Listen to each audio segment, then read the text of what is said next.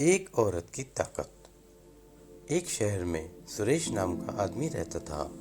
उसकी एक बेटी थी। उसका नाम मधु था। सुरेश की टेलर की दुकान थी।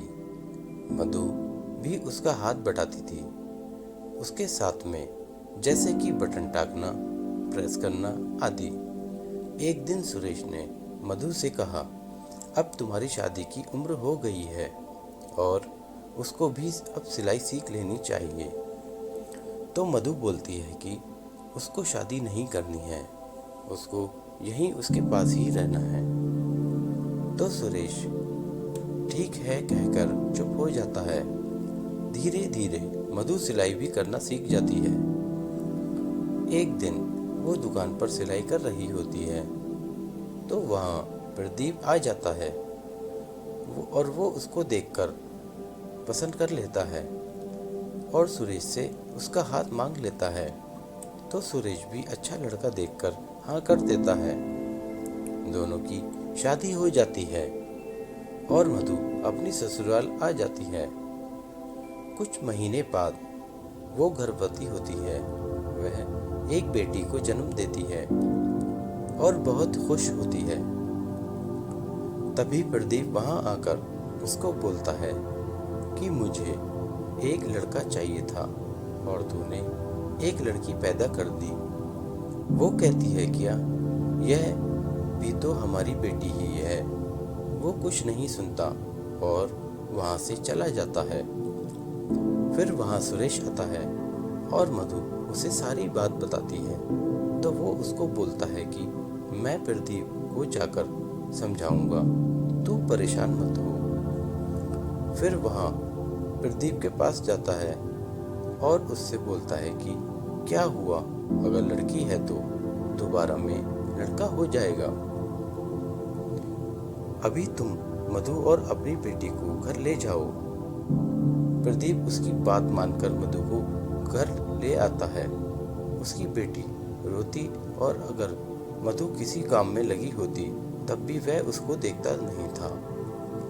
ऐसे ही करते हुए दिन बीतने लगे। मधु दोबारा गर्भवती हुई तो प्रदीप उसको बोलता है कि उसको इस बार लड़का ही होना चाहिए, नहीं तो वो उसको उसके पिता के पास हमेशा हमेशा के लिए छोड़ देगा। जब दोबारा भी उसको पता चलता है कि लड़की हुई है तो वो वहां से बिना कुछ कहे चला जाता है।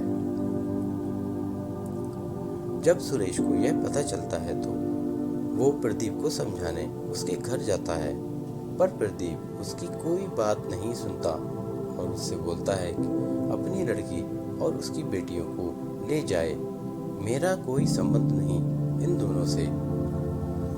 यह सुनकर सुरेश वहां से यह बोलकर चला जाता है कि मेरी बेटी मुझ पर बोझ नहीं है, मैं उसे और उसकी बेटियों को पालूंगा। मधु अपने पिता के साथ घर आ जाती है और सिलाई करने लगती है। समय बीतता है, उसकी बेटियां स्कूल जाने लगती हैं।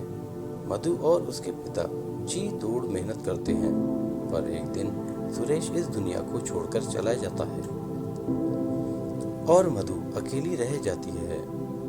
फिर वो अपनी बेटियों को अच्छी जिंदगी देने के लिए पूरा दिन सिलाई का काम किया करती थी। उसकी बड़ी बेटी आभा स्पोर्ट्स में बहुत अच्छी होती है। उसके टीचर एक दिन मधु को बुलाकर कहते हैं कि आभा एक बहुत अच्छी धावक है, हमें आपकी स्थिति का पता है,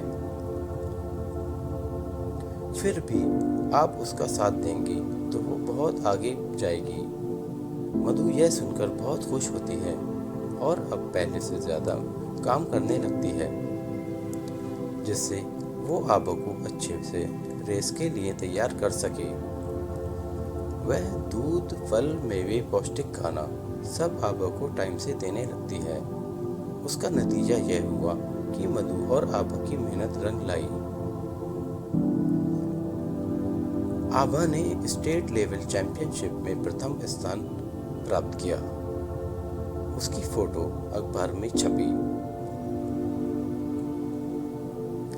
तो प्रदीप आभा और मधु की फोटो को अखबार में देखकर यह सोचता है कि अगर मैंने मधु को निकाला ना होता तो आज मेरी भी फोटो इन लोगों के साथ होती।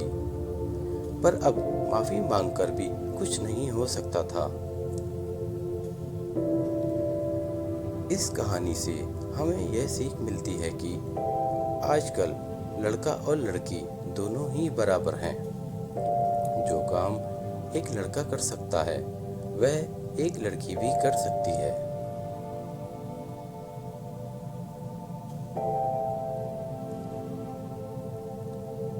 धन्यवाद। आपका दिन शुभ हो।